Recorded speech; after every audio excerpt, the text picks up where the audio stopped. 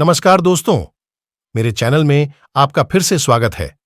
आज हम बात करेंगे कैसे जांचें कि गमले की मिट्टी पूरी तरह सूखी है या नहीं। यह एक बहुत ही सरल प्रक्रिया है, विशेष रूप से शुरुआती लोगों के लिए या यदि आप ऐसे व्यक्ति हैं जिसने अभी-अभी सक्यूलेंट्स के साथ शुरुआत की है। यह प्रक्रिया आपकी मदद करने वाला है। आपको बस एक टूथपिक चाहिए। इसका कारण यह है कि टूथपिक का रंग बहुत हल्का होता है। इससे आपको यह समझने में मदद मिलेगी कि मिट्टी सूखी है या गीली। आपको बस टूथपिक लेना है और उसे गमले के किनारे से मिट्टी में डालना है। इसे गमले के बीच में न दबाएं क्योंकि इससे जड़ों को नुकसान हो सकता है। इसलिए सुनिश्चित करें कि आप इसे गमले के किनारे से कर रहे हैं। अब धीरे धीरे टूथपिक को बाहर खींचें। जैसा कि आप देख सकते हैं कि टूथपिक बाहर आने पर टूथपिक साफ बाहर आ गया है। इससे पता चलता है कि मिट्टी ऊपरी परत से निचली परत तक पूरी तरह सूखी है। अब अगले गमले पर प्रयोग करते हैं। मैं यही प्रक्रिया करूंगा। गमले के किनारे से टूथपिक को तब तक धकेलें जब तक कि वह गमले के बॉटम को न छू ले। जब मैं बाहर निकाल लेता हूं तो आप देख सकते हैं कि टूथपिक पर कुछ मिट्टी चिपकी हुई है। इससे पता चलता है कि मिट्टी पूरी तरह सूखी नहीं है। ये गमला पानी देने के लिए तैयार नहीं है। अब यदि आप सोच रहे हैं कि क्या होगा यदि गमला बड़ा है और टूथपिक इतना बड़ा नहीं है कि गमले के तल तक पहुंच सके, तो चिंता न करें। आप कुछ भी उपयोग कर सकते हैं जो आपको समझने में मदद कर सकता है। तो क्या मुझे यह हर बार करना होगा? नहीं, लेकिन हो सकता है कि शुरुआत में जब आप सक्यूलेंट्स और उनकी देखभाल के बारे में जानने की कोशिश कर रहे हों और आप हर चीज के बारे में आश्वस्त होना चाहते हों। मैं शुरुआत में ऐसा करता था और मैं इसे नोट कर लेता था, क्योंकि आज के विपरीत जब मैंने शुरुआत की तो मेरे पास उचित मिट्टी का मिश्रण नहीं था। मैं बहुत अधिक प्रयोग करता था, इसलिए मैंने प्रत्येक प्रकार की मिट्टी का परीक्षण किया और उसे नोट कर लिया। मैं अपनी मिट्टी के प्रति आश्वस्त हूं। मुझे अब मिट्टी की जांच करने की जरूरत नहीं है।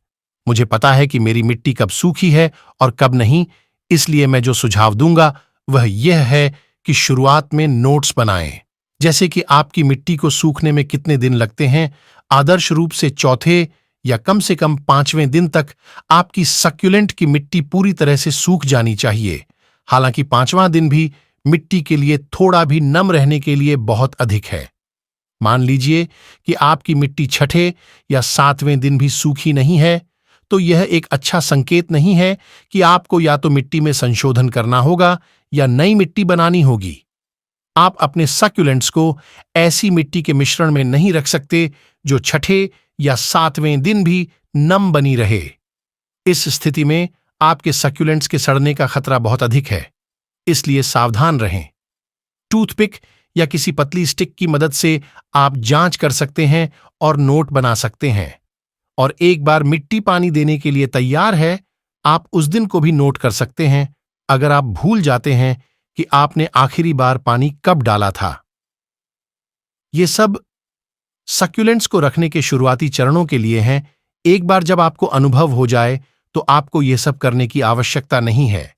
अब एक और महत्वपूर्ण बात, आप पूरे वर्ष में एक ही पानी देने का शेड्यूल नहीं हो सकता है। यह मौसम के अनुसार बदल जाएगा।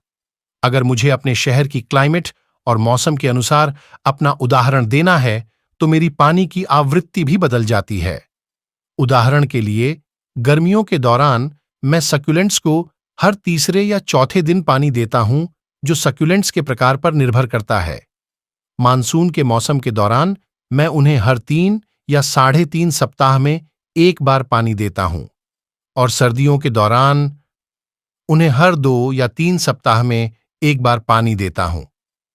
अब यदि आप सोच रहे हैं कि पानी देने के दौरान में इतना अंतर क्यों होता है, कि गर्मियों में कुछ ही दिनों में पानी दिया जाता है जबकि मानसून और सर्दी के दौरान मैं हफ्तों तक इंतजार करता हूं। उत्तर पर्यावरण में निहित है। मेरे शहर में गर्मियों का सीजन बहुत ड्राई और गर्म है, लेकिन अत्यधिक गर्म नहीं है। मानसून का मौसम ठंडा है और ह्यूमिडिटी अधिक है।